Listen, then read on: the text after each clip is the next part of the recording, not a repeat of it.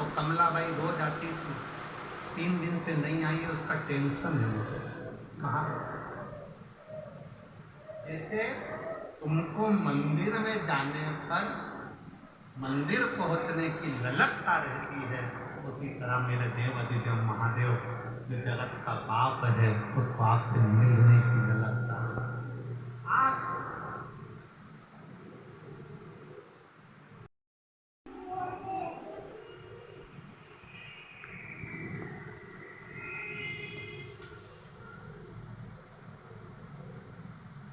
देव महादेव भगवान शंकर उग्रदानी त्रिकालदर्शी कैलाश विनाशी शिव।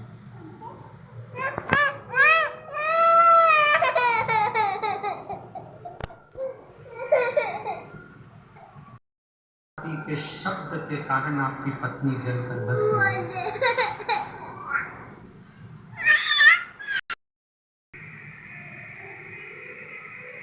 आपकी ननद तो फिर भी अच्छी है, कम से कम तुम्हारी बनाई गई रोटी को उठाकर कहीं नंदी को, बेल को या गाय को या अन्य इधर उधर कुत्ता उत्ता को तो नहीं दे रही। पार्वती जी की ननद माँ पार्वती जी शंकर जी के पूजन के लिए लोटा भरकर जल रखती थी, और लोटा भरकर जल रखकर पार्वती जी थाली सजाकर शंकर भगवान की पूजन करने के लिए, जहाँ शिव नेत्र बंद कर साधना में लीन रहते थे, पार्वती जी उस थाली को लेकर जाने वाली रहती थी। और उतनी देर में भगवान शंकर की बहन पार्वती जी की ननंद छिप्रिया आई, और छिप्रिया ने थाली उठाई और लोटा उठाया भरा हुआ, और लोटा उठाकर स्वयं जल का पान कर लेती। लोटा जब खाली दिखता तो पार्वती जी को लगा कि मेरी ननंद ने खाली करा, और मुझसे शब्द नहीं कहती, शब्द नहीं कहती। एक दिन छिप्रिया इतना इतना करी, एक दिन पूछा गया माता पार्वती जी से कि तुम्हारी ननंद इतना इतना उपद्रव मचाती है, तुम्हारी ननंद तुमको ताना देती है, तुम्हारी ननंद तुमको आड़ा टेढ़ा करती है, पर पार्वती जी तुम्हारे मुख से शब्द नहीं निकलता। आज के जमाने की अगर भाभी होती ना, जसपुर की अगर भाभी होती तो ननंद को रायपुर छोड़ी आती।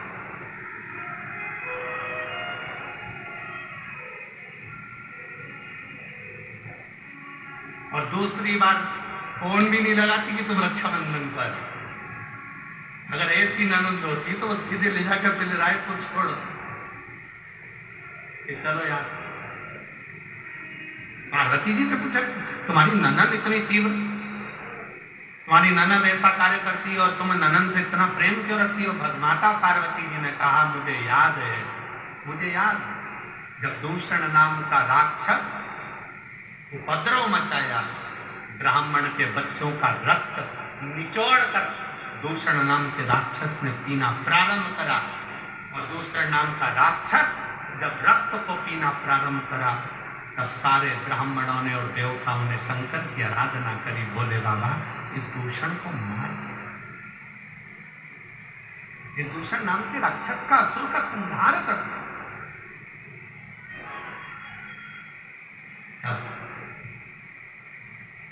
शिव जी ने कहा कि मैं दूषण को मार तो दूंगा, मना नहीं है, पर दूषण को एक वर,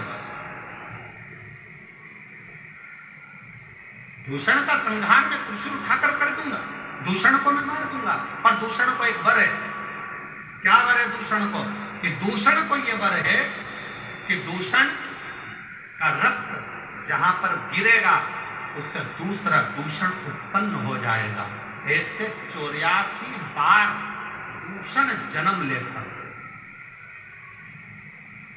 84 दूषण जन्म ले सकते। बाबा भोलेनाथ क्या आप उस दूषण को नहीं मार सकते? शंकर जी कहते हैं मैं दूषण को मार दूंगा, पर निवेदन है कि सारे देवता मिलकर और सारे ब्राह्मण मिलकर मेरी बहन के पास जाएं, छिप्रिया के पास जाएं, और छिप्रिया से जाकर कहें कि छिप्रिया तुम एक काम करना, जैसे ही दूषण का रक्त गिरेगा ना, तुम पानी का रूप ले लेना, जल का रूप ले लेना, और दूषण का जैसे ही रक्त गिरे उस पर पानी फेर देना, तो दूषण का दूसरा दूषण पैदा ही नहीं होगा और दूषण मर जाएगा। छिपरिया ने कह दिया ठीक है, कह दो शंकर जी से, भोले बाबा से कह दो दूषण नाम के राक्षस का संहार करे। शंकर भगवान दूषण नाम के राक्षस का संहार करने के लिए जैसे ही गए, शंकर जी ने दूषण नाम के राक्षस का संहार कर दिया। जैसे ही संहार करा, छिपरिया को आने में देरी हो गई, छिपरिया नहीं पहुंच पाई। छिपरिया नहीं पहुंची तो दूषण ने 84 रूप रख लिए।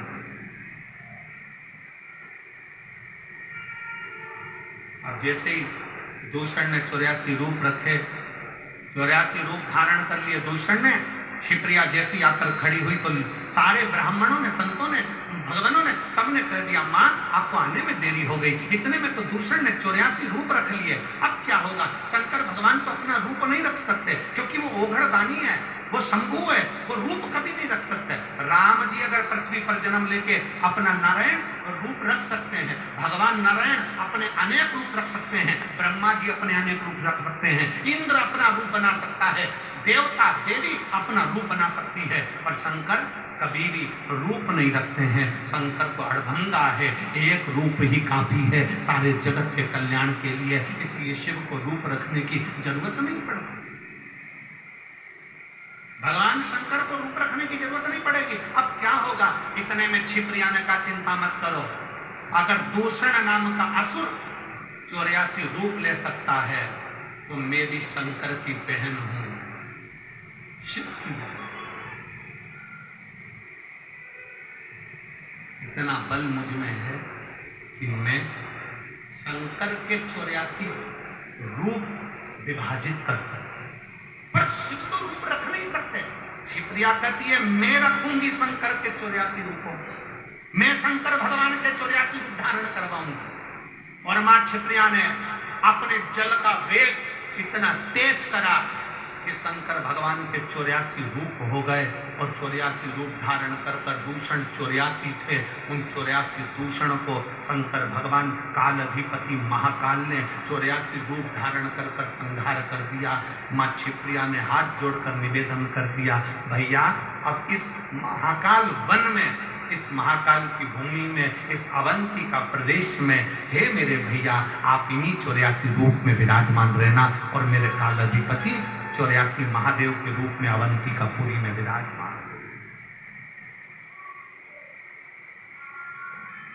अवंती का पुरी में 84 रूप में मेरे देव अधिदेव महादेव विराजमान हो गए।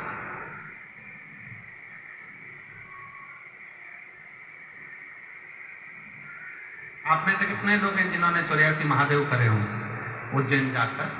आपने करे हैं? वाह, आपने भी करे, धन्यवाद, बहुत बहुत साधुवाद, करना चाहिए।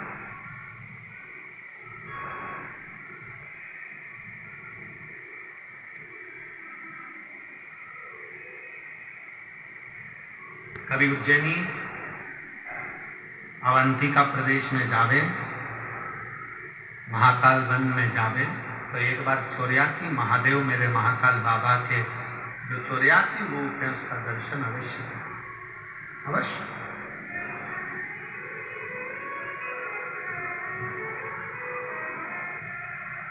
जरूर। और कभी अगर योग लगा, बाबा ने करुणा करी, तो आपके साथ हम भी कर लेंगे। हो एक आध बार योग लग गया तो देवाधिदेव महादेव का करो 84 बाबा के। हम तो पहले बाबा के दर्शन करने के लिए महाकाल बन गए थे, मतलब पूर्ण रूप से 84 महादेव दर्शन हुए हैं, पर एक बार अवश्य करो, करना। शिव कथा कह रही है, भगवान शंकर का संवाद कर रहा है, शिव महापुराण की कथा कर रही है। जरूरी नहीं कि दुख बहुत हो, पर उसमें जो शक्ति है वो शिव तत्व की शक्ति। एक पत्र है बहुत अच्छा, देखिए।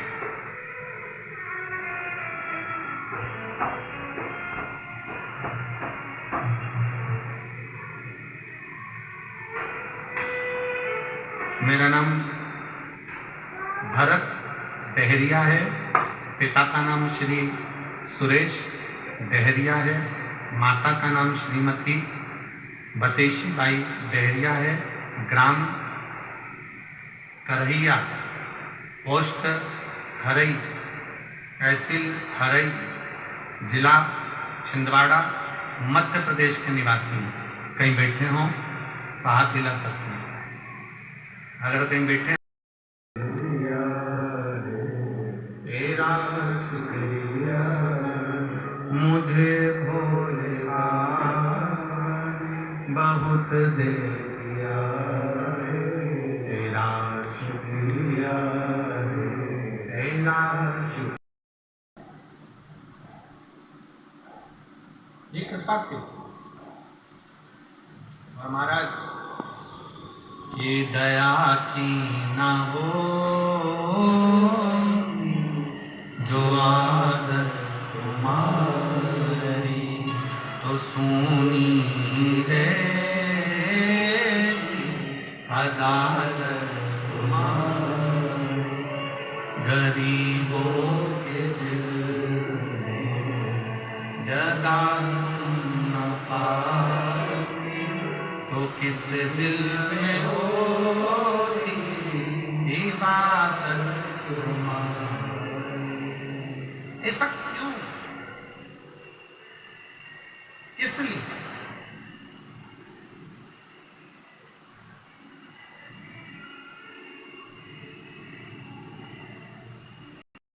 और बहुत भाव से इसने शिव की सेवा की।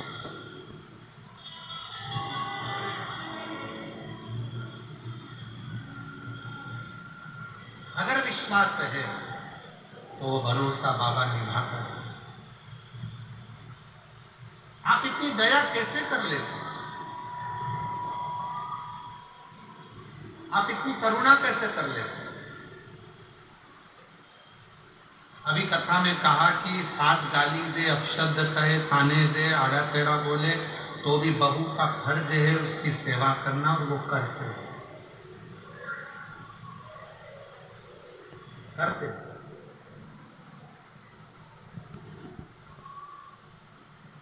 एक बात बताएं आपको, स्वयं के समय में और बाप के समय में बहुत अंतर है। थोड़ा सावधानी से सुनिए। अपने समय में और अपने बाप के समय पे, अपने पिता के समय में बहुत अंतर।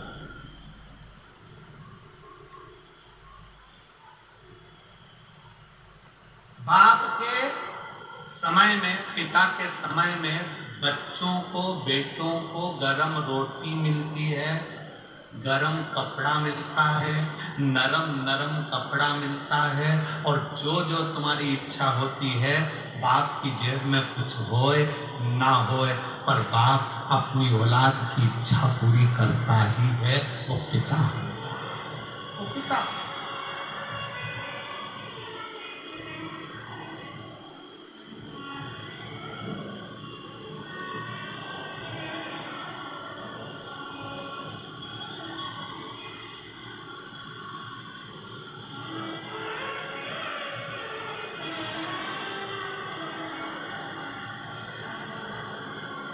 वो पिता है। एक पिता का समय और एक अपना स्वयं का समय, दोनों में अंतर है। देखिए पानी बहुत तेज है, और निवेदन है, फिर निवेदन कर रहे हैं कि जो पंडाल 3 लगे हैं बड़े बड़े, तो जो पीछे के जो टेंट वाले पंडाल हैं उसमें से आप लोग निकल कर बड़े बड़े मूल पंडालों में आ जाएं। और हवा पानी बहुत तेज है, समय में गर्म कपड़ा भी मिलता है, पिता के समय में नरम कपड़ा भी मिलता है, और पिता के समय में जो हमारे मन के अंदर कामनाएं होती हैं, जो चाहने की इच्छा होती है, पिता उसको पूर्ण करने में लगा रहता है। पिता उसको पूर्ण करने में। और जो स्वयं का समय होता है ना, खुद का समय, जब स्वयं का समय चालू होता है तो रोटी गरम नहीं मिलती है। व्यक्ति काम में इतना व्यस्त रहता है, अपनी नौकरी में, अपनी सर्विस में, अपनी दुकान में, अपने कार्यों में इतना व्यस्त रहता है कि वो रोटी भी गरम नहीं खा पाता।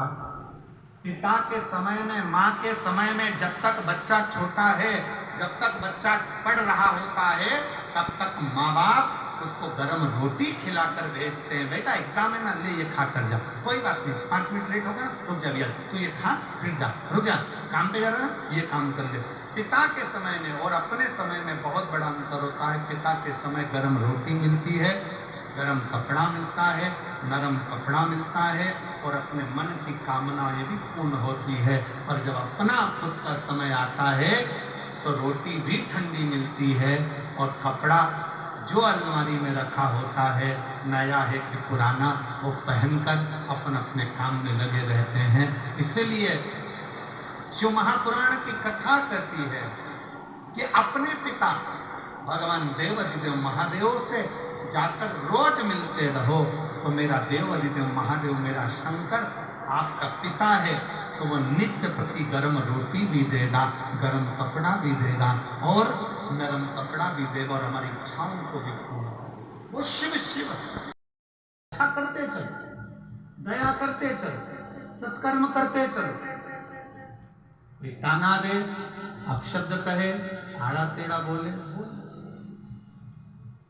कहे बहन बैठी है यहाँ,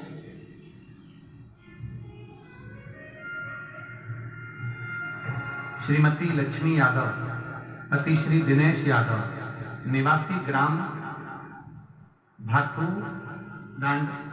भातुदंड, तहसील पत्थल गांव, जिला जशपुर, छत्तीसगढ़ के निवासी हैं। कहीं बैठे हों तो हाथ, 2 गठाने हैं, इसके कारण मेरा गर्भ नहीं ठहरेगा। अब करूं तो करूं क्या? डॉक्टर ऑपरेशन का बोल रहे हैं। मेरी ननद ने कहा कि तुम एक बार तो प्रयास करो, सफेद आंकड़े की जड़ का प्रयोग करो, और तुम्हारे नजदीक में कहीं पर अगर शिव पुराण की कथा हो तो पंडाल में बैठकर श्रवण करो। हमने कथा को पंडाल में बैठकर सुना, बाबा से विनय करी, और ऐसी कृपा बाबा ने करी गुरुदेव। डॉक्टर ने मना करा था कि गर्भ नहीं ठहरेगा, तो भी मेरा 8 साल के बाद गर्भ ठहरा, 2 गठान गर्भ में और बच्चा गर्भ में। डॉक्टर ने जब 7वां महीना आया तो कह दिया कि बच्चे का माइंड विकलांग रहेगा, ये बच्चा मानसिक विकलांग रहेगा, बच्चे का दिमाग पूर्ण नहीं बना है। हमने सोचा कि अब करें क्या? डॉक्टर बोल रहा है कि गर्भाशय गिरा दीजिए। तब डॉक्टर पर विश्वास करा, फिर प्रयास करा। डॉक्टर ने तो कह दिया गर्भाशय गिरा दो। हम लोग गर्भाशय गिराने के लिए सोच भी लिए, पर मेरी ननद ने फिर कहा एक बार फिर किसी पंडाल में बैठकर कथा सुनो। पंडाल की बड़ी महत्वता है। फिर पंडाल में कथा सुनी, वापिस डॉक्टर के पास गए। डॉक्टर कहने लगे कि ये बच्चा तो बेकार है, अब तो इसको जन्म देना पड़ेगा। समय आया, बच्चे को जन्म दिया। गुरुदेव बाबा ने ऐसी कृपा करी, 9 जनवरी 2025 को मेरे घर में बच्चे ने जन्म लिया। डॉक्टर ने जब जांच करी तो बच्चा पूर्ण तरह से स्वस्थ था, बच्चे का माइंड भी पूरा काम कर रहा था, और बच्चे में कोई तकलीफ नहीं थी। गुरुदेव गर्भ में गठाने थी। डॉक्टर ने जब वापस जांचें करी तो गर्भ में एक भी गठान नहीं निकली, और बाबा की कृपा से आज मैं स्वस्थ हूं। मेरे बच्चे को यहाँ प्रणाम कराने के लिए लेकर आए।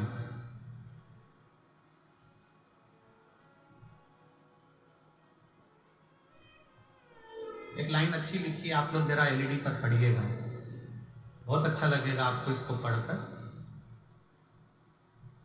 गुरुदेव कहते हैं कि जिस तरह सूर्य से सूर्य की किरणों को पृथ्वी तक पहुंचने में माध्यम की आवश्यकता होती है, ठीक उसी प्रकार महादेव की कृपा व दृष्टि आपके माध्यम से मुझे प्राप्त हुई, और बाबा की कृपा से मुझे संतान प्राप्त हुई। ये शिव तत्व। आपका विश्वास कितना है? 7 दिन की शिव महापुराण की कथा